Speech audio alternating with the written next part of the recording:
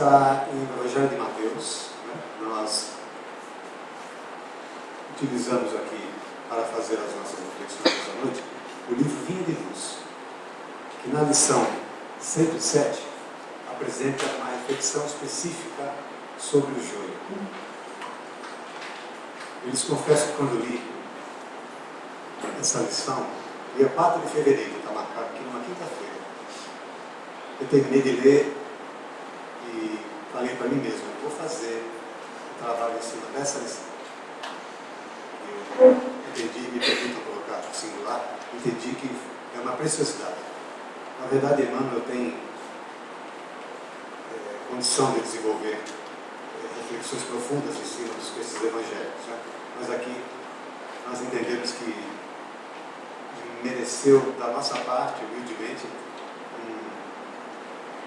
uma explosão, digamos assim, de ideias que nós pretendemos dividir com vocês hoje aqui. Nossa, Nela, você está ficando mais forte de repente, né? Qual é a parte, José? Deixa eu ver. Então vamos lá.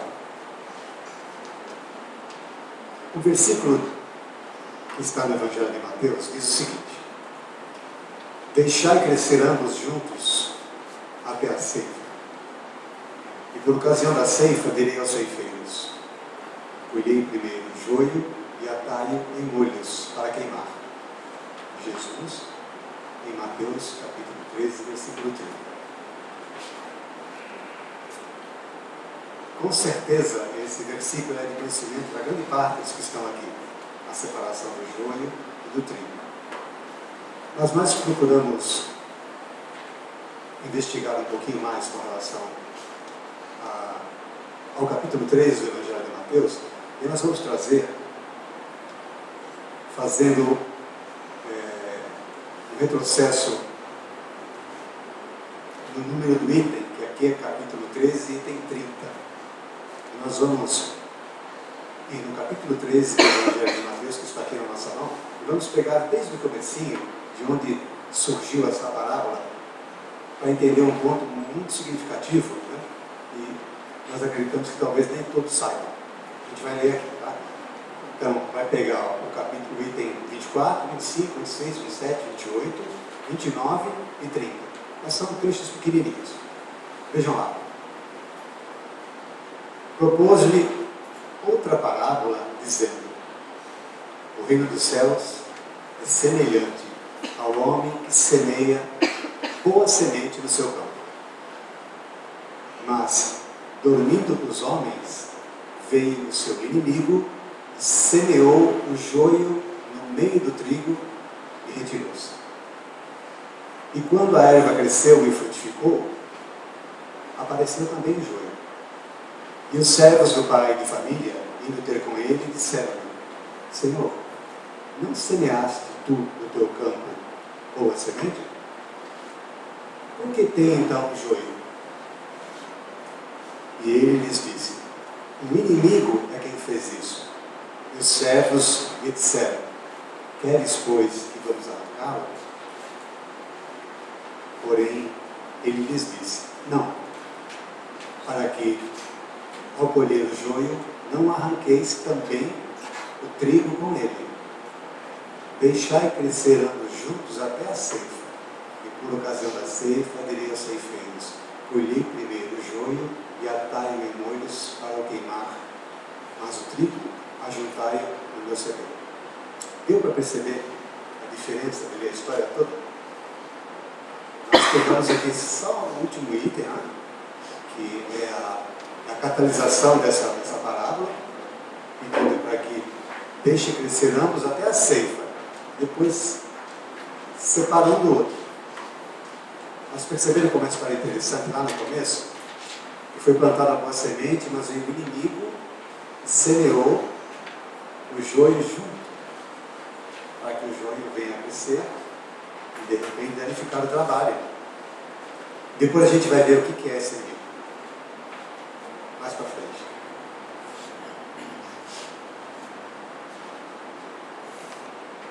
Nos parece que é uma necessidade natural de todo espírito encarnado, principalmente na medida em que nós vamos aperfeiçoando as nossas condições intelecto-morais com o passar dos séculos, por que não dizer dos milênios,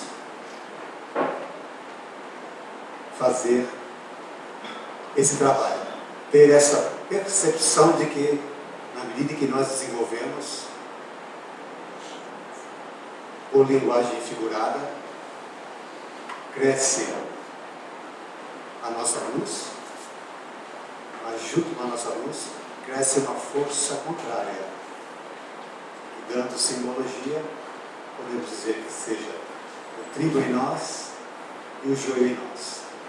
Então chega um determinado momento que a nossa percepção vai nos ajudando a entender que é necessário fazer essa separação, mas no momento certo, para que, como foi dito na parábola, na tentativa de arrancar o joio, a gente não puxa o trigo junto. Na tentativa de extirpar precocemente as nossas sombras, nós não venhamos a fazer um trabalho indevido e interferir no processo de crescimento que já vem se desenvolvendo, a fim de que as coisas possam, a seu tempo, fluírem sem maiores complicações. O negócio continua crescendo. Realmente o efeito eu estou maravilhado. Deu para entender até aqui, gente? Então vamos lá, vamos continuar. Vamos dissecar um pouco essa mensagem, observando que nas primeiras reflexões a gente já vai perceber 3 atitudes que estão intrínsecas dentro das reflexões de Emmanuel. Quando nós começamos a ler esse texto, nós ficamos tão perplexos de ver quanta coisa podia ser feita com ele, quanto se podia expandir, que não sei dizer o que aconteceu aqui. Eu procurei desenvolver da melhor forma possível e deu coisa, e ficou coisa ainda na cabeça, sabe, trabalhando, desenvolvendo, quem sabe numa outra oportunidade a gente continua. Mas aqui a gente vai começar da seguinte forma. Vejam.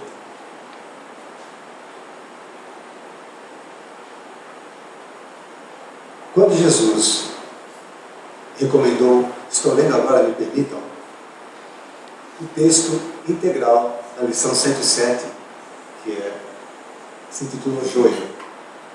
Nós já lemos o versículo, né? Vou repetir: deixai crescer ambos juntos até a ceifa, e por ocasião da ceifa diriam os ceifeiros. 2 pontos. Colhei primeiro o joio e atai-o em molhos para o queimar. Comenta o benfeitor sobre esse versículo. Quando Jesus recomendou o crescimento simultâneo do joio e do trigo, não quis senão demonstrar a sublime tolerância celeste no quadro das experiências da vida. O Mestre nunca subtraiu as oportunidades de crescimento e santificação do homem, e nesse sentido, o próprio mal oriundo das paixões menos dignas é pacientemente examinado por seu infinito amor, sem ser destruído de pronto. Importa considerar, portanto, que o joio não cresce por relaxamento do lavrador divino, mas sim porque o otimismo do celeste semeador nunca perde a esperança na vitória do bem. E continua Emmanuel. O campo do Cristo é região de atividade incessante e intensa. Tarefas espantosas mobilizam falanges heróicas. Contudo, apesar da dedicação e da vigilância dos trabalhadores, o joio surge ameaçando o serviço. Jesus, porém, manda aplicar processos defensivos com base na iluminação e na misericórdia. O tempo e a bênção do Senhor agem devagarinho e os propósitos inferiores se transubstanciam. O homem comum ainda não dispõe de visão adequada para identificar a obra renovadora. Muitas plantas espinhosas ou estéreis são modificadas em sua natureza essencial pelos filtros amorosos do administrador da seara, que usa afeições novas, situações diferentes, estímulos inesperados ou responsabilidades ternas que falem ao coração. Entretanto, se chega a época da ceifa, depois do tempo de expectativa e observação, faz-se então necessária a eliminação do joio em molhos. A colheita não é igual para todas as sementes da terra. Cada espécie tem o seu dia e a sua estação. Eis porque, aparecendo o tempo justo de cada homem e de cada coletividade, exige-se a extinção do joio quando os processos transformadores de Jesus foram recebidos em nós. Nesse instante, vemos a individualidade ou o povo a se agitarem através de aflições e hecatombes diversas, em gritos de alarme e socorro, como se estivessem nas sombras de naufrágio inexorável. No entanto, verifica-se apenas a destruição de nossas aquisições ruinosas ou inúteis. E em vista do joio ser atado aos molhos, uma dor nunca vem sozinha. Emmanuel. É uma obra-prima. E nós vamos destrinchar para ajudá-los a perceber por que nós estamos fazendo tanta propaganda desse texto. Vamos lá. Nós falamos em perceber atitudes que nós devemos ter no dia a dia, que estão intrínsecas nessa fala de Emmanuel. Vamos por partes aqui. Vamos ver aqui os nossos grifos.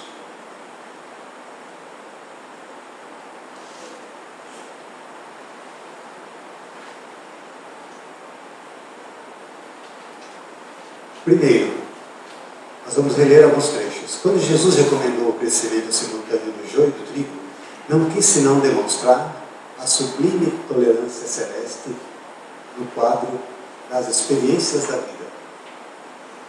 O Mestre nunca subtraiu as oportunidades de crescimento e santificação do homem. E nesse sentido, o próprio mal, oriundo das paixões menos dignas, é pacientemente examinado por seu infinito amor sem ser destruído de pronto. Nesse primeiro grifo que nós separamos, dentro dele já foi usada uma palavra que sintetiza aquilo que é uma das maiores virtudes que nós precisamos saber desenvolver, que é a paciência. Nós verificamos aqui Jesus, como está aqui. O próprio mal oriundo das paixões menos dignas é pacientemente examinado por seu infinito amor, sem ser destruído de pronto. Jesus diante, vejam, o mal oriundo de paixões menos dignas. Todos nós podemos passar por esse tipo de experiência. Nenhum de nós está isento por inclinações diversas, que são da nossa natureza ainda, enfrentarmos esse tipo de constrangimento interior. Mas ainda assim a gente percebe aqui na fala de Emmanuel que esse mal, essa dificuldade, essa sombra, ela é pacientemente tratada pelo Mestre, olhando-nos como aqueles que estão florescendo, sem que se destrua de pronto, a fim de que, como nós falamos, a gente não venha dar de encontro àquela atitude de, muito bem simbolizada, arrancar o joio sem perceber que o trigo está vindo junto. É uma questão que parece paradoxal, mas não é. Tudo na vida pede bom senso. Inclusive os momentos em que nós estejamos envolvidos nas sombras, a fim de que nós saibamos dar trato a essas questões para que nós não venhamos a nos afetar psicologicamente, criar marcas profundas dentro de nós, por tentarmos tomar atitudes defensivas até, mas de alguma forma despreparados para tal. E a gente tem Jesus do nosso lado, conduzindo através dessas mensageiras essa energia boa para que a gente não se perca e consiga fazer a separação na hora certa. Pelo menos teoricamente é assim. Vamos dizer que na prática funciona, né? Mas a segunda observação. Importa considerar, portanto, que o joio não cresce por relaxamento do lavrador divino, mas sim porque o otimismo do celeste semeador nunca perde a esperança na vitória do bem. Confiança. Falamos primeiro da paciência e agora de confiança. É uma coisa que para nascer dentro de nós temos que ter, primeiramente, uma estrutura capaz de suportar a nós mesmos, de entender a nós mesmos, de respeitar a nós mesmos e de confiar a nós mesmos. Aí sim a gente consegue fazer esse trabalho. Essa proposta de doação na direção daquele que está passando pela dificuldade e que espera de nós muito mais do que uma atitude intempestiva. Vejam, importa considerar, portanto, que o joio não cresce por relaxamento do lavrador divino, mas sim porque o otimismo do celeste semeador nunca perde a esperança na vitória do bem. Confiança. Obviamente nós estamos diante de um exemplo sublime, né? Mas, reservadas as devidas proporções, seria interessante nós começarmos a observar esse momento da nossa vida para ver se nós estamos conseguindo dar trato a essa necessidade. Confiar é uma necessidade para todo espírito encarnado desenvolver e burilar de forma que ele se sinta também seguro, para que haja uma troca de energias recíproca. Você confia e recebe da mesma forma a confiança daqueles que interagem com você. Paciência, confiança.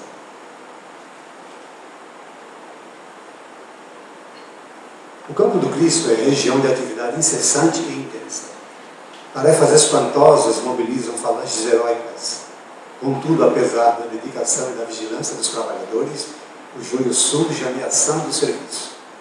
Jesus, porém, manda aplicar processos defensivos com base na iluminação e na misericórdia. O tempo e a bênção do Senhor agem devagarinho e os propósitos inferiores se transubstanciam. Aqui nós enxergamos prevenção. Estamos diante de uma situação em que está nascendo alguma coisa que vai colocar em risco todo um trabalho de desenvolvimento que nós possamos estar fazendo. A nossa semeadura, a boa semente lançada, na esperança de colher o melhor, a gente não percebe ou vai perceber depois que junto com ela está nascendo alguma coisa que pode interferir, que pode abafar, impedir que ela expanda.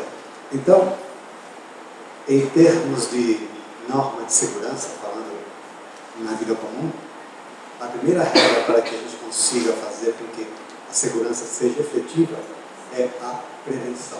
Então aqui nós encontramos, veja, vou repetir, me permita. O campo do Cristo é região de atividade incessante e intensa. Tarefas espantosas mobilizam falanges heróicas. Contudo, apesar da dedicação e da vigilância dos trabalhadores, o joio surge ameaçando o serviço. Apesar da dedicação e da vigilância, o joio surge ameaçando o serviço. E estão falando de trabalhadores aqui, falanges heróicas. Não estão falando de nós, não. São espíritos superiores que estão trabalhando. O joio surge ameaçando o serviço, então vem a prudência. A prevenção, perdão. Jesus, porém, manda, agora aqui, vejam só, a sensibilidade humana. Manda aplicar processos defensivos com base na iluminação e na misericórdia. O tempo e a bênção do Senhor agem devagarinho. E os propósitos inferiores se transubstanciam. Atenção que a gente vai voltar a falar nisso aqui. Os propósitos inferiores se transubstanciam. Então vamos lá. Nós vamos falar agora, eu falei que ia falar depois, mas eu vou colocar. Isso é um grave. Como é que se dá esse fenômeno? Os propósitos inferiores se transubstanciam. Transubstanciar, mudar de substância. Mexer, de repente, com a essência mais profunda das coisas. E aqui está a resposta naquilo que nós já lemos, mas a gente vai ler de novo. O homem comum ainda não dispõe de visão adequada para identificar a obra renovadora. Atenção aqui.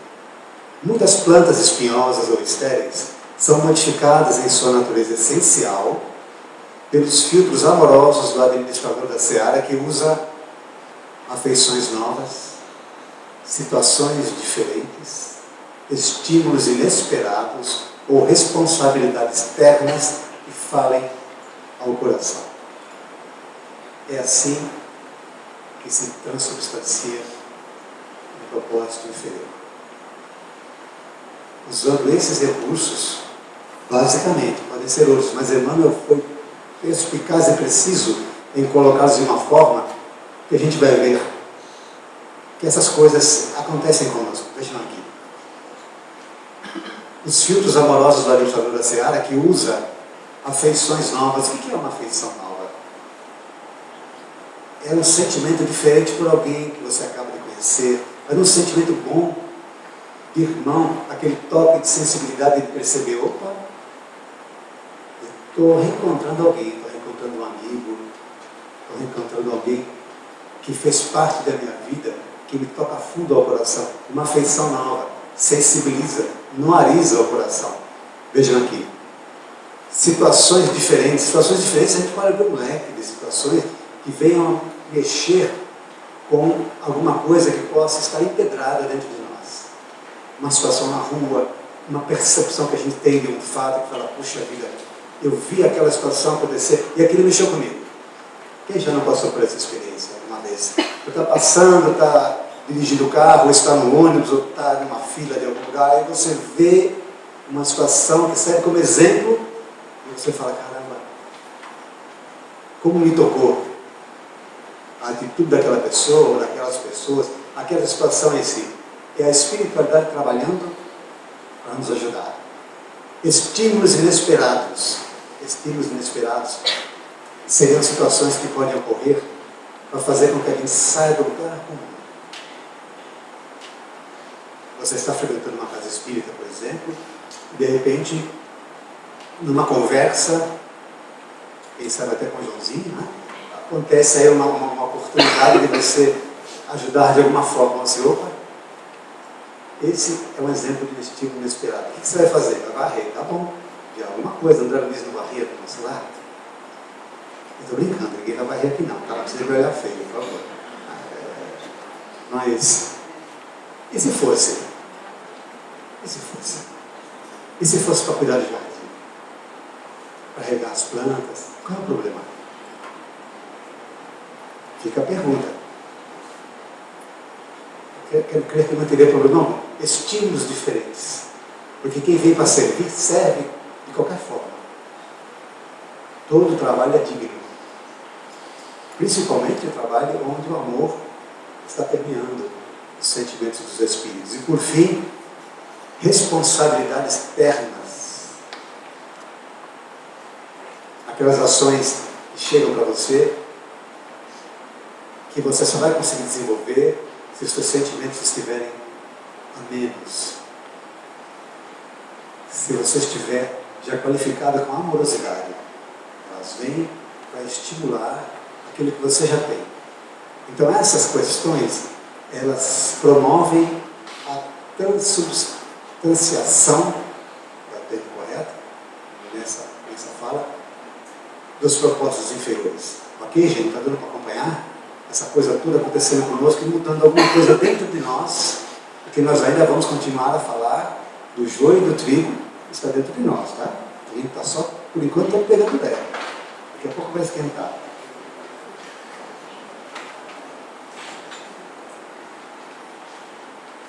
Muito bem.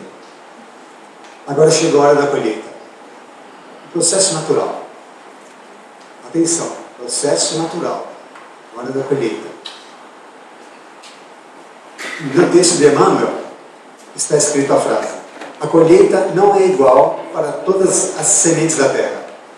Cada espécie tem o seu dia e a sua estação. Ok? A colheita não é igual. Então, a nossa primeira percepção dentro dessa fala, na sequência desse texto, é a separação do joio dos homens e os seus efeitos. A separação do joio dos homens, do joio do espírito e do joio da coletividade e os seus efeitos. Emmanuel nos mostra isso. Vejam aqui. Eis porque, aparecendo o tempo justo de cada homem e de cada coletividade, exige-se a extensão do joio. Quando os processos transformadores de Jesus foram recebidos em vão.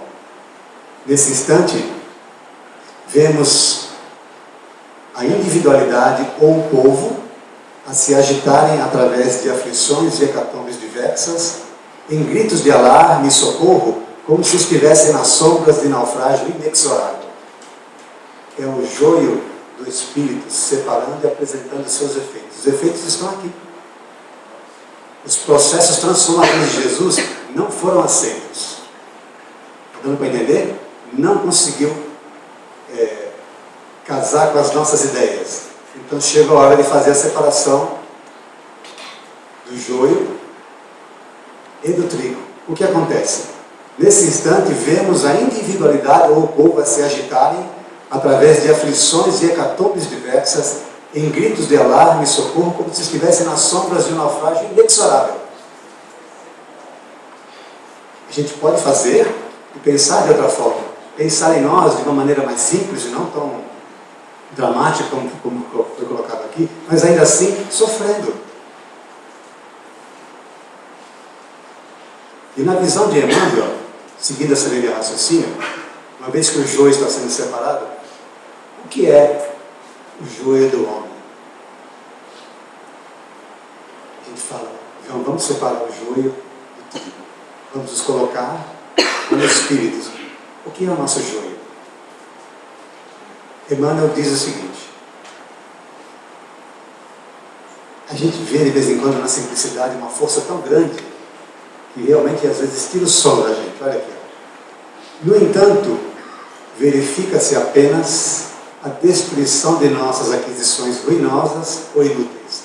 Essa é a visão de Emmanuel quanto ao que é o joio do Espírito. A destruição de nossas aquisições ruinosas e inúteis. A gente pode falar que é só isso? Não pode. Que é muita coisa.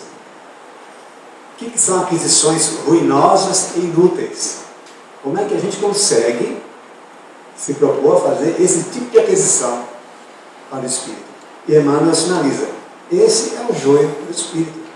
O que acontece é só isso. O que a gente vê e está acontecendo no entorno, às vezes conosco, que causa aquele alvoroço todo, nada mais é do que a destruição daquilo que a gente adquiriu e que é ruinoso e inútil para qualquer um de nós. Tudo bem até aqui? Ainda não deu para incomodar, né? Então tá bom. Porque sofre tanto o espírito quanto da extensão do joio? Essa pergunta foi o João Roberto que fez, Joãozinho. Por que sofre tanto o espírito quando o joio está extinguindo? A gente veio aqui, Emmanuel mostrando as consequências. Fala, Joãozinho, está na cara, né? Eu vi quanta coisa ruim que acontece, a gente está sentindo as coisas se separarem. Então, aquelas coisas que eu estou apegado, elas estão se diluindo. Como é que eu vou fazer? É difícil. Sim, mas a gente vai pegar aqui no finalzinho do trecho de Emmanuel, aqui nesse trecho final desse texto que ele fala. Aliás, ele fecha com chave de ouro, né? Voltando. No entanto, verifica-se apenas a destruição de nossas aquisições ruinosas ou inúteis do joio. Agora, e em vista do joio ser atado em molhos, uma dor nunca vem sozinha. Por isso que a gente sofre tanto. Quando você está parando, pensando que vai separar, vai ser leve. A gente supera. Aí acontece, eu não sei se vocês já se pegaram falando assim: nossa, quanto mais eu rezo, mais a assombração aparece. Mais ou menos Gente, o que é isso? O que está acontecendo? Está vindo tudo de uma vez. Parece que viraram um carrinho de carne em cima de mim e jogaram tudo. Eu não estou aguentando, é muita coisa. Está muito pesado. O joio atado em molhos faz com que uma dor nunca venha sozinho. Por gentileza, não nos esqueçamos disso. Procuremos lembrar. No nariz o coração. Parece que não, mas tem uma perspectiva diferente. Você vai entender e falar, de fato, o que eu posso esperar? Se está havendo uma transubstanciação em mim, está mudando a coisa, como é que eu posso esperar que seja leve? Se eu não trabalhei para isso. Eu não trabalhei para que as coisas fossem leves, né? Então, é assim que a coisa acontece. Essa é a primeira parte, a gente vai para a segunda. Tá? Está esquentando, ele está só colocando um pouco de lenha na fogueira. Natureza e natural. Natureza e natural. A gente escuta essas palavras e imagina que elas têm, obviamente, o seu significado profundo. Né? É natural, a gente tem que entender que é um processo que flui. Nós somos o Evangelho segundo o Espiritismo. No capítulo 21, haverá falsos cristos e falsos profetas. No item 2, nós encontramos aqui o seguinte, a gente vai ler na íntegra. Tá? Guardai-vos dos falsos profetas, porque por fora se disfarçam de ovelhas e que por dentro são lobos roubadores. Vós os reconhecereis por seus frutos. Acaso podem colher-se uvas de espinheiros ou figos de abrolhos? Assim, toda árvore que é boa produz bons frutos, e toda árvore que é má produz maus frutos. Uma árvore boa não pode produzir maus frutos, e uma árvore má não pode produzir bons frutos. Deu para entender? Não ficou complicado não, né? Então aqui, vejam, natural, uma árvore boa não pode produzir maus frutos, e uma árvore má não pode produzir bons frutos. Dentro dessa linha de raciocínio, a gente vem aqui e pensa assim, na natureza, o que é bom, e o que não é bom, não é bom, o que é mau, é mau. O que é joio, nunca será trigo.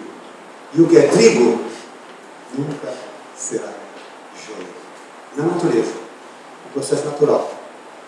A coisa se desenvolve e a gente aprende a lidar com isso.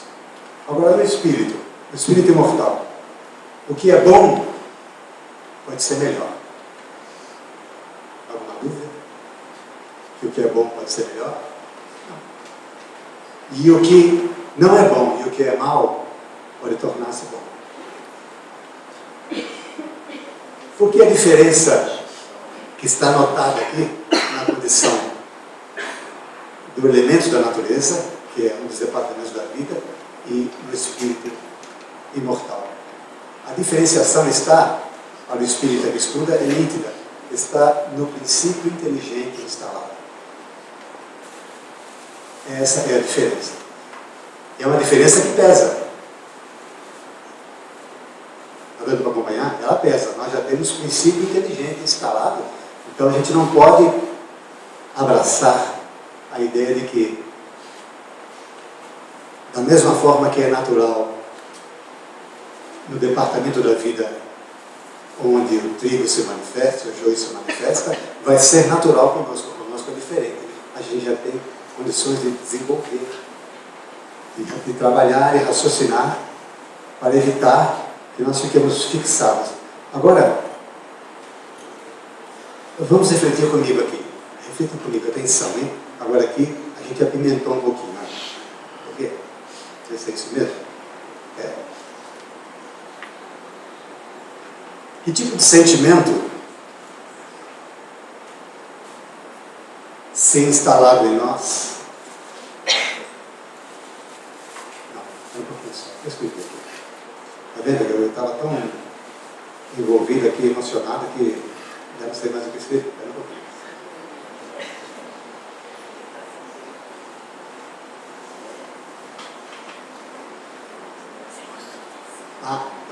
Entendi o que eu escrevi. Entendi.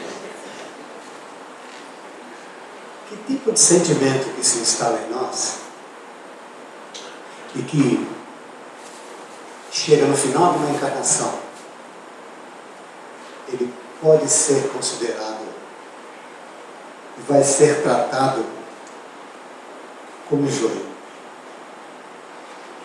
Pergunta não. Que tipo de sentimento que se instala em nós, que a gente passa uma encarnação inteira aprendendo, trabalhando, se educando, intelecto, moralmente, mas chega no final, ele prevalece com essa característica, é joio. Que tipo de sentimento foi capaz de resistir às modificações propostas pelos filtros amorosos do administrador da Seara? Vamos rebobinar um pouquinho atrás? O que são esses filtros amorosos? Lembram as afeições novas, as situações diferentes, os estímulos inesperados, as responsabilidades ternas?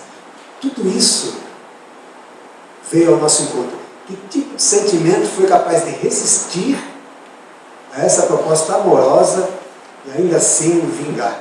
É joio, está dentro de você e tem que estifar. Vamos relembrar uma frase que nós usamos umas palestrinhas atrás aí, de fazer um ajuste. Olha, a expiação é medida da lei apenas para corações endurecidos. Essa frase está no livro Justiça Divina e foi dita por Emmanuel, a Chico Xavier, que psicografou. A expiação é justiça da lei, é medida da lei apenas para corações endurecidos. Então, a gente fez uma adaptação aqui. A gente pode afirmar que a extinção do joio como medida da lei também se aplica a corações endurecidos? A gente pode afirmar que a extinção do joio como medida de lei necessária ao espírito, ela também se aplica a corações endurecidos? Nós tomamos a liberdade de dizer que sim, e a gente vai mostrar aqui por quê. Guardem a palavra, coração endurecido, tá? Coração endurecido. O nosso não está, o nosso está molinho. Mas pensa em coração endurecido, pensa. Coração empedrado, empedernido. Vamos lá. Vou ler de novo aqui, para entender por que esse amigo está insistindo nisso.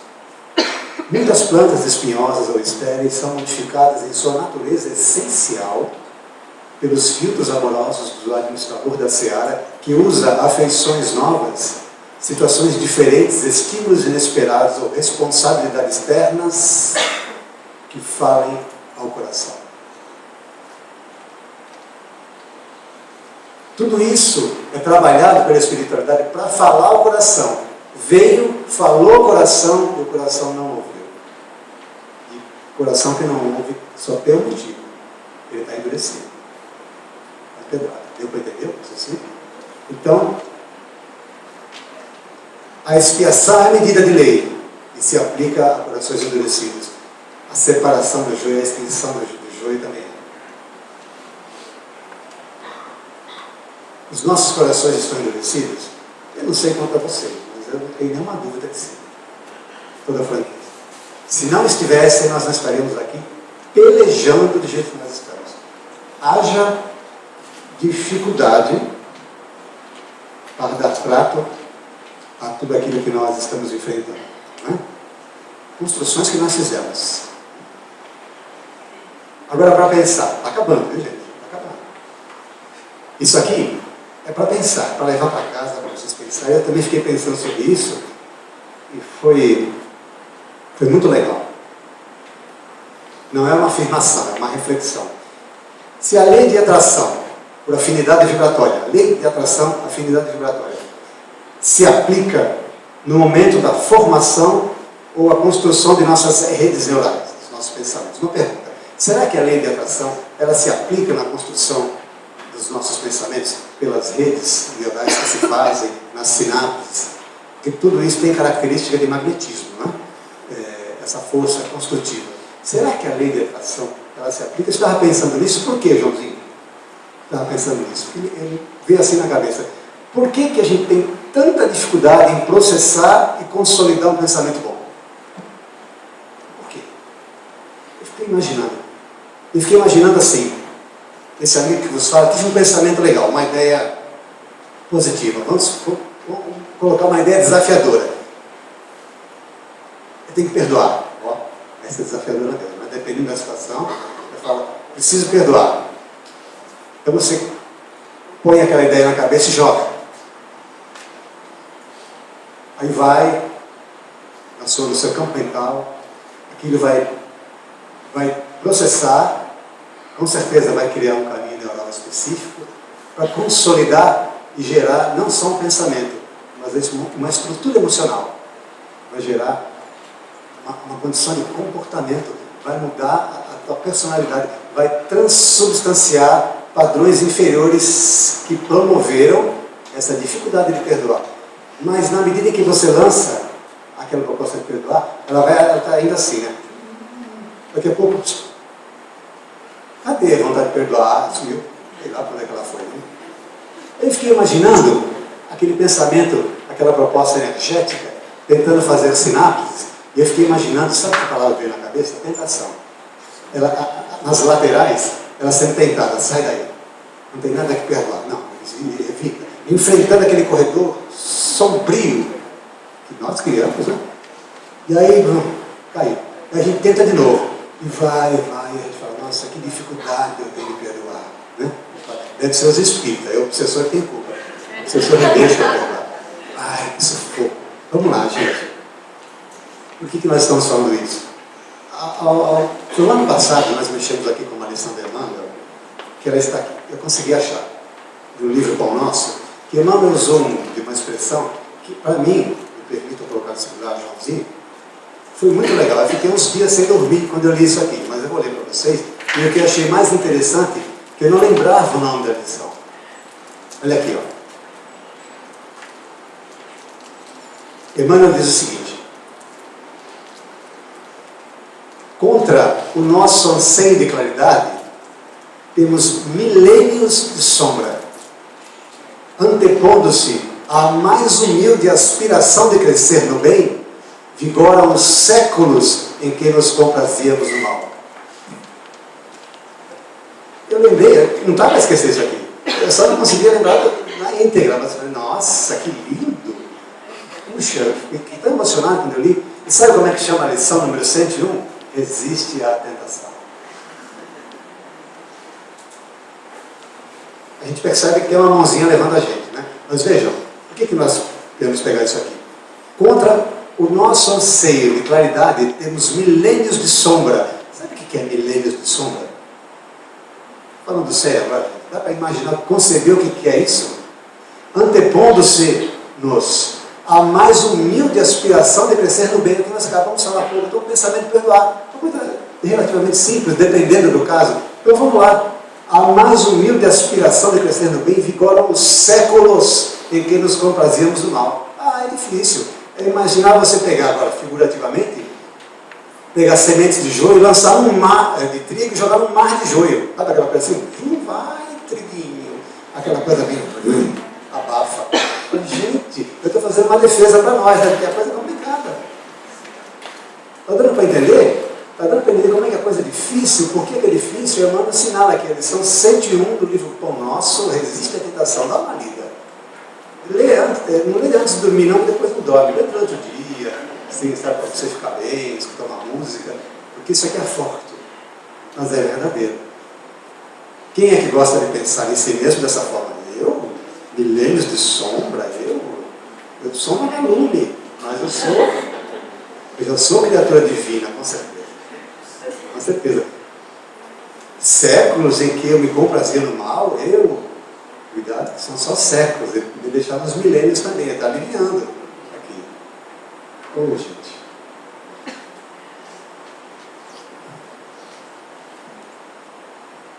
Então vamos pensar, isso é para levar para casa, para pensar. Tá?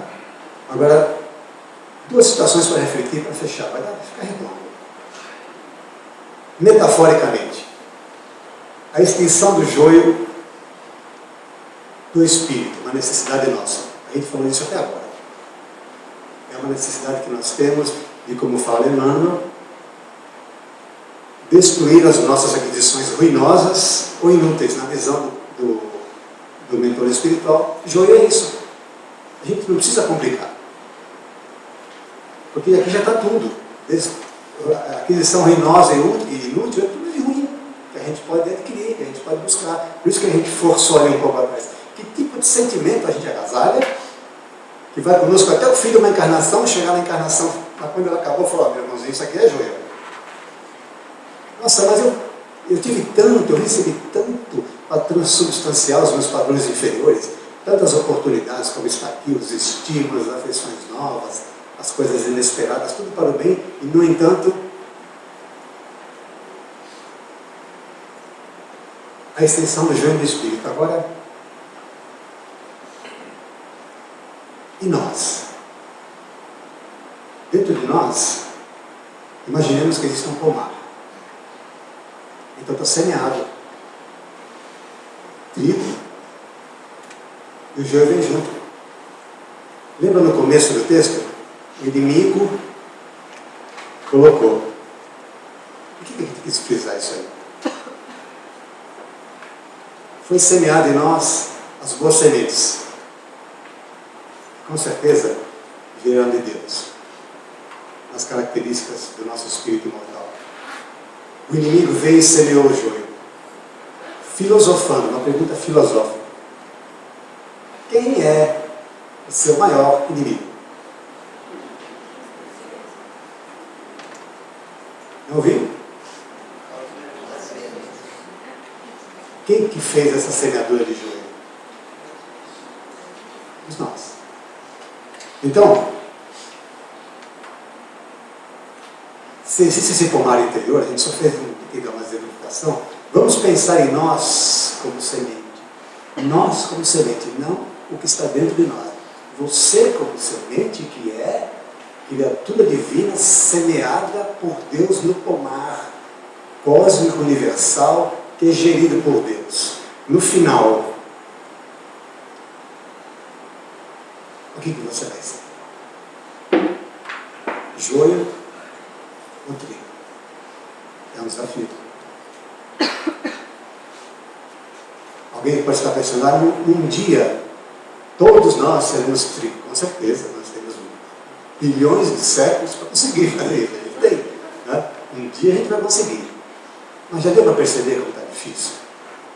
E a gente fecha a nossa fala, porque a preocupação maior de tudo isso, sabe qual foi? E agora a gente vai procurar falar de coração para coração, de alma para alma, porque é o que a gente acredita. Está dando para entender, você se veja como semente. Então você foi lançado no pomar de Deus, você fazer parte dele. Qual vai ser o teu papel?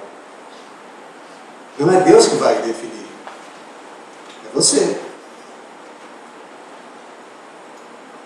Então, assim como joio e trigo são incompatíveis, estarão sempre separados, porque existe essa incompatibilidade. Eu estava pensando aqui, isso que eu queria dividir com vocês. A gente se esforça tanto para se gostar, a gente demora tanto para se reencontrar, para se conhecer, para estabelecer uma relação amorosa, e aquele amor que transcende.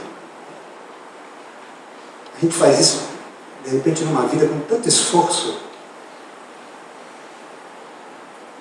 Mas se a gente não procurar desenvolver esse trabalho e dar essa abertura para que em nós essa condição de separação seja uma coisa que venha a fluir naturalmente, sem maiores desgastes, ou quem sabe até que a gente consiga transubstanciar isso, porque a proposta é essa. Não é acatar a mazela. Senão Emmanuel não teria usado essa palavra aqui.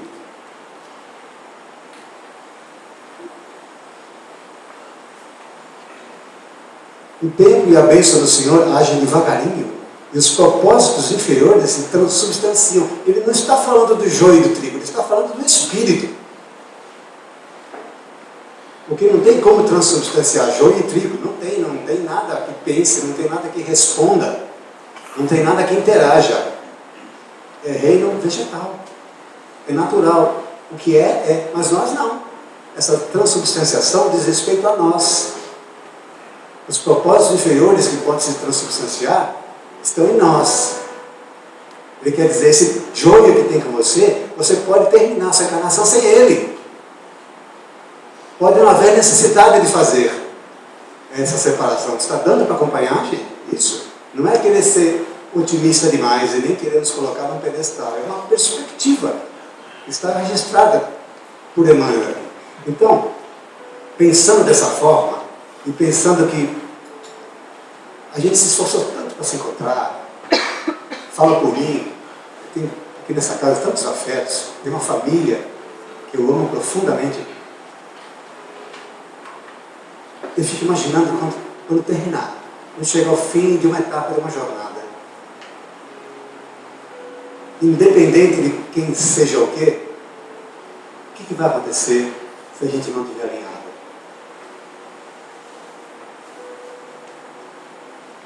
A gente também vai se separar. Então, eu termino a minha fala pedindo a todos muito foco, com disciplina,